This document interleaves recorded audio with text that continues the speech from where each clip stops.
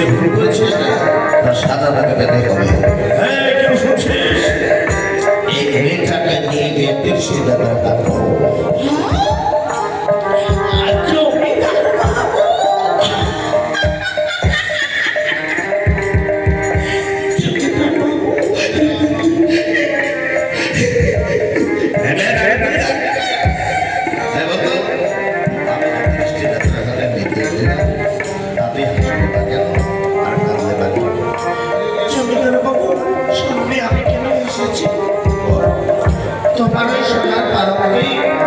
সামান্য তোমার সময় ঘুরিয়েছি বলে মাত্র 30টি বেত্রাঘাতে নিয়ে যাও, তাই আমি এসেছি।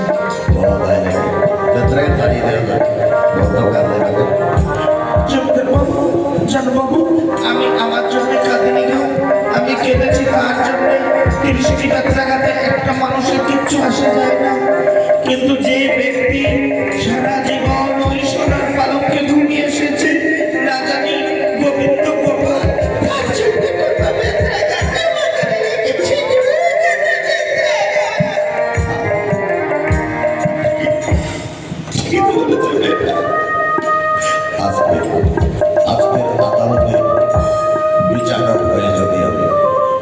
সামান্যতম সময় ওই সোনার পালককে ঘুরিয়েছে বলে 30টি নির্দেশ দিতে পারি,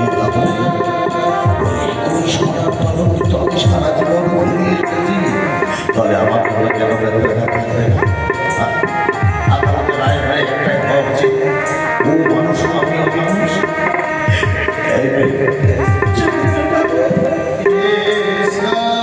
তুই আজ থেকে আমার কাজের তুই কি জানিস, তুই আজ থেকে আমার মা, তুই আমার উপদেশে ইচ্ছে করছে তোর চরম ধরে প্রণাম জানাতে। এই গরিব ব্যক্তিটার কোনো মূল্য আছে বাবু? হ্যাঁ, এসো বাবু, আমি ওই সোনার পালকে বসিয়ে দিচ্ছি, ঘুমিয়ে দিচ্ছি। এই দেখ মা, এই জমিদার বাবা আজ তোর সামনে প্রতিজ্ঞা করছি, কোনোদিন আর সোনার পালকে ঘুমাবে না। আর গোবিন্দ গোপালের কাছে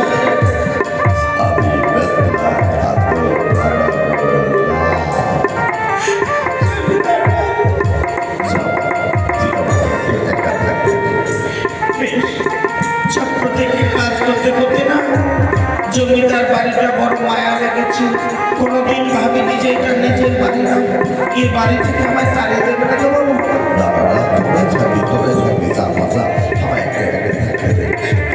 আসছি বাবু।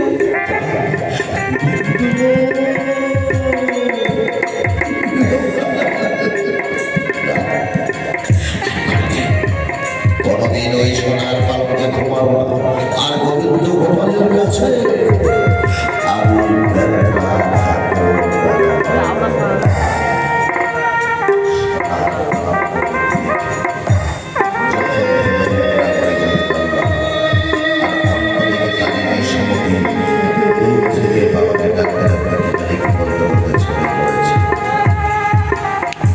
বাবা, বাবা, বাবা, তুমি শুনছো? দেখো বাবা, বেলা তো যায়, এখনো তুমি খাওয়া দাওয়া করনি, স্নান করনি। শিগগির বেরিয়ে এসো বাবা, কাচারি ঘর থেকে বেরিয়ে এসো।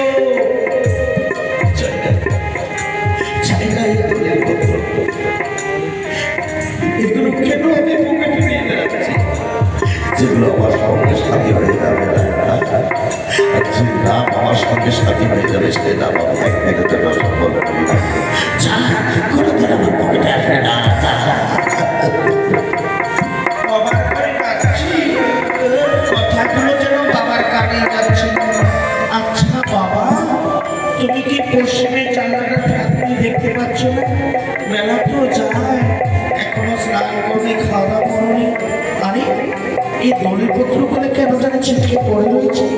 এগুলো তো বাবা সবসময় পকেটে করে নিয়ে যায়। বাবা, বাবার সোনার পালকে নেই, বাবা গেল কোথায়? বাবা, বাবা কি হচ্ছে তোমার? ওঠো বাবা, ওঠো। তুমি সোনার পালকে না শুয়ে না করে তুমি ধুলোই কেন করে করে বাবা? আমি তোমার মেয়ে, আমি কি কোনো সেবা করতে পারি না? বলো কি হয়েছে তোমার?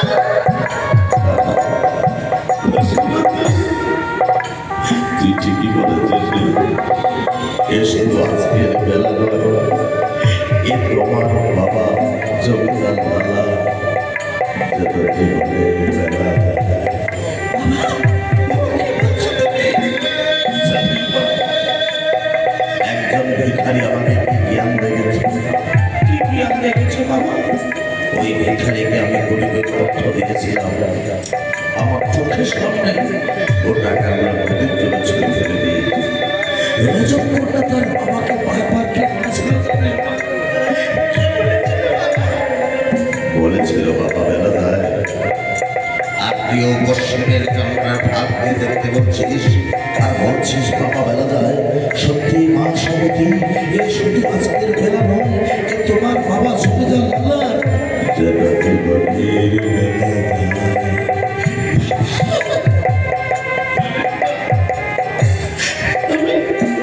আমি যখন ছোট ছিলাম তখন মায়ের কাছে পায়রা ধরে যেটাই চাইতাম মা আমার এত ভালো মানুষ ছিল যে বড়দিন তার ছেলেকে খালি হাতে ফেরত দেয়। আজ তো আর আমার মা বাচ্চা নেই। আমার মায়ের অবত্য বলে না তুই আমার মা। হ্যাঁ, বাবা। হ্যাঁ, তুই আমার মা। বলবা, কোনো সন্তান কোনো ছেলে যদি মায়ের কাছে করদরে বিনতি করে গেছে তুই আমায় ফিরিয়ে দিবি না বল ফিরিয়ে দিবি না। তোমার এই মেয়ের কাছে যদি কিছু থেকে থাকে না তো সবই তোমার জন্য। চাও কি চাইবে এই মনপ্রাণ উজাড় করে তোমায় আমি দেবো। দেবে মা, দেবে, আমায় দেবে মনপ্রাণ উজাড় করে। তবে সেই অবসর হয়ে আমি মায়ের কাছে বড় জলকে নদী করে কি চাচ্ছি জানিস মা?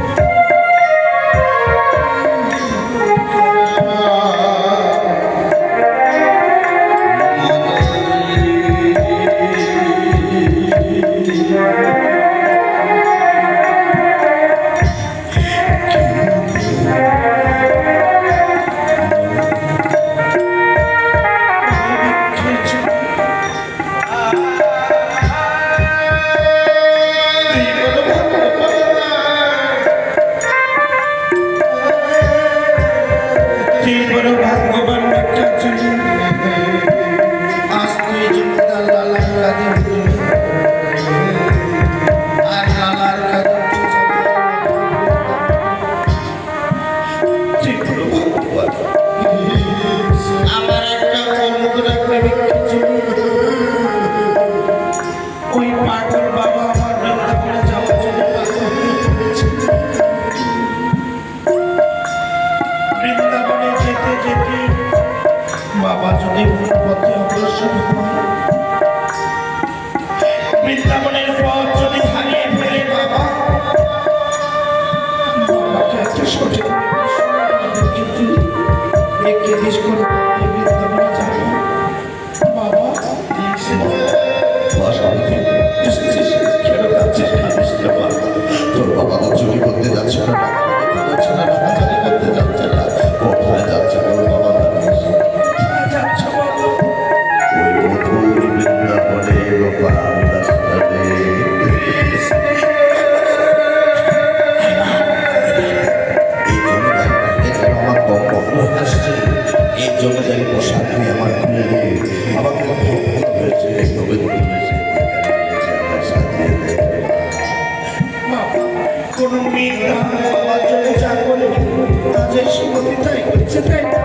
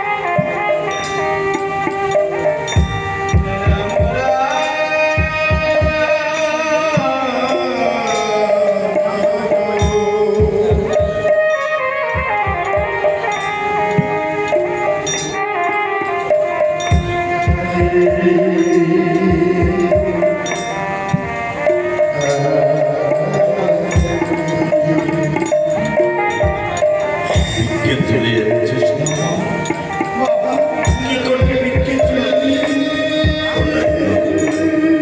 ওই ভিখারি বারবার বলেছিল যে ওই বৃন্দাবনে যেতে গোবিন্দের পথে যেতে মন যায় না, ঐশ্বর্য যায় না, টাকা যায় না, পয়সা যায় না। কি যে সঙ্গে জানিস মা? কি যে বাবা? তাদের ভিক্ষের যদি আমার মুখে গোবিন্দ নামে বলি ছাড়া গেছে তোমার সঙ্গে সাথে জিনিসটা পড়িয়ে লাচিয়ে এনেছিস কি করবে লাঠি দিয়ে? ওটাই তো দেখে দেবে কোন বসে বৃন্দাবনে যাবে। এই নাও বাবা লাঠি, আর শেষ প্রণাম রইল তোমার চরণে। জানি না আর কোনোদিন দর্শন হবে কিনা, এতটুকু আশীর্বাদ করিও বাবা। যেখানে থাকি যেমন থাকি যেন সুখে থাকি, শান্তি থাকি। আমার আশীর্বাদ সবসময় তোমার কাছে। আরেকটি কথা বাবা, ওই বৃন্দাবনে গিয়ে যদি তোমার ভক্ত গোপাল দর্শন না পাই, গোপালকে বলেও বাবা পিছনে হতভাগী শক্তি বলে রয়েছে, যেদিন তার জীবনের বেলা সাফল্য হয়ে যাবে সেদিন যেন গোপাল নিজ হাতে বইটা ধরে ভগবানের তুই আমার জন্য এত কিছু করলে আর আমি ওইটুকু বলতে পারবো না। এই জমিদারিতে যেন প্রথম মধ্যে আসছে কত ভিখারি আমার দুধ চমকাচ্ছে।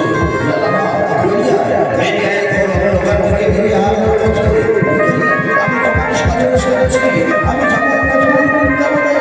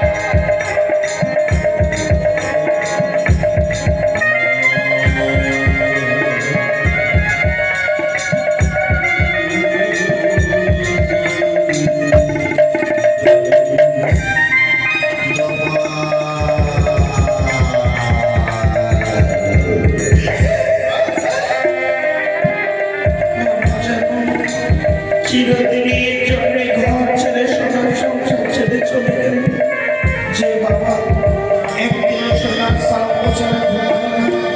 না জানি সন্ধে হলে কোথায় না পাবে যে বাবা একদিনে নিজ হাতে অন্ন তুলে খাইবে। না জানি খিদে পেলে খেয়ে দেবে অন্ন, আমি কিচ্ছু জানি না। যাই মায়ের কাছে, মাকে গিয়ে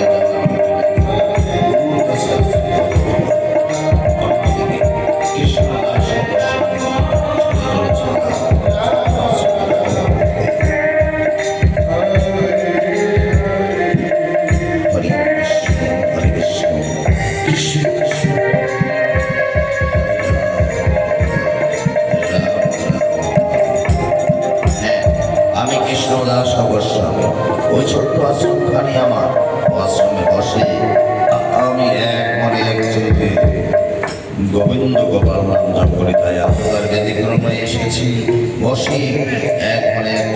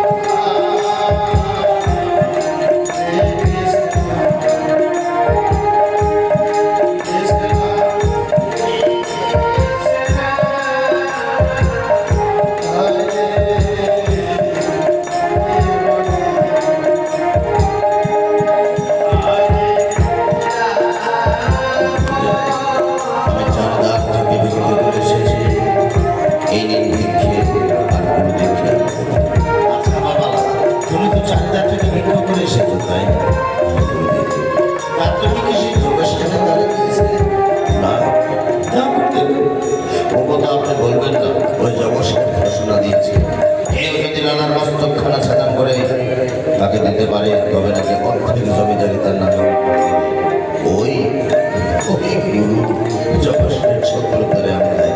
এই দীক্ষিত হবে না বাবা, দীক্ষিত হবে না। গুরুদেব দেখো বাবা, জাগতিক জীবনে একটা শত্রুকে জয় করতে পারছিস না, তাহলে ভিতরে শত্রুগুলি তুই কি অর্জন করবি? ওই চিরশত্রুর হাত দিয়ে যদি একটা তবে আমি তোমাকে দেখিয়ে দেবো।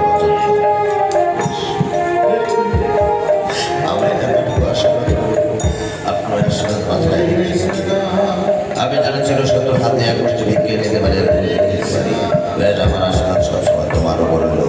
এবার আমি আসি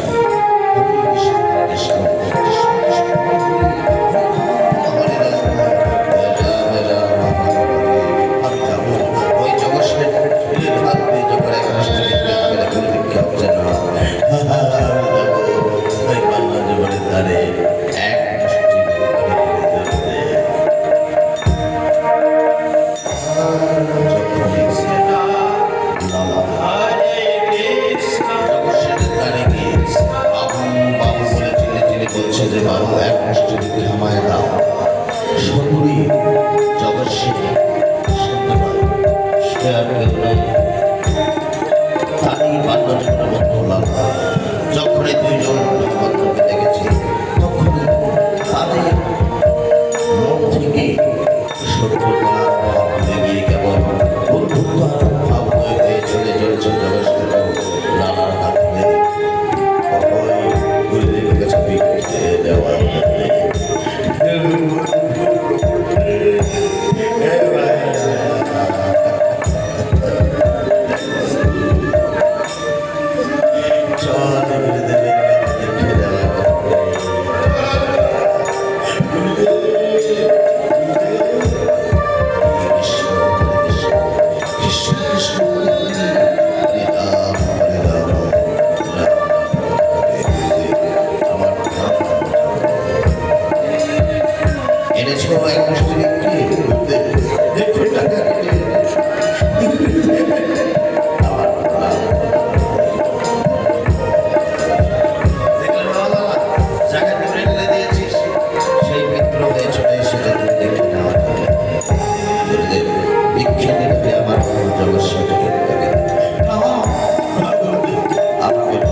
আমার বন্ধু লালাকে